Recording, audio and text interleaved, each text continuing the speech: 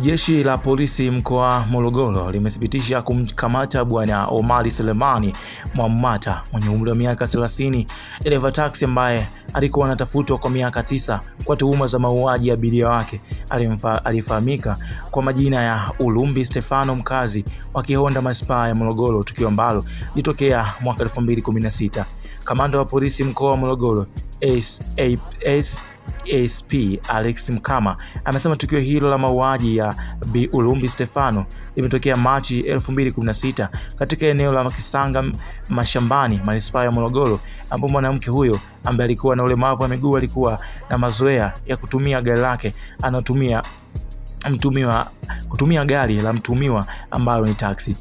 Baada ya mwanamke huyo kutoonekana kwa muda, ndipo baada ya gari namba T 577 AQJ aina ya Toyota Corolla mali ya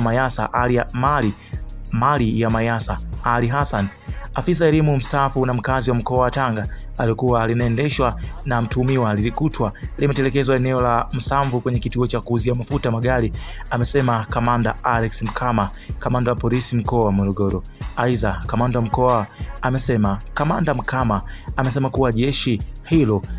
linawashikilia watu watatu ambao ni raia wa nchi ya jirani kwa tuhuma za kuiba fedha kiasi cha shilingi milioni 14 baada ya kuvunja kioo cha gari namba T 442 DJD ambapo ni mali ya Bwana Saudi Mfaume, mfanyabiashara na mkazi wa Forest manispaa ya Morogoro, baada ya kuwa ametoka benki na kuegesha gari hilo nyumbani kwake. Watumiwa walikamatwa na polisi katika hatua za kufuatilia tukio ambalo litokea Februari 11 mwaka 2025 asubuhi huko mtaa wa Forest katika boma ya manispaa ya Morogoro. Kamanda Mkama amesema jeshi hilo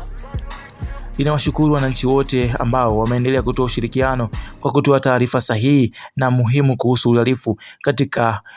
katika wakati huu wa ibada za toba na mfungo wa mwezi mtukufu wa Ramadhani pamoja na mfungo wa Kwaresma.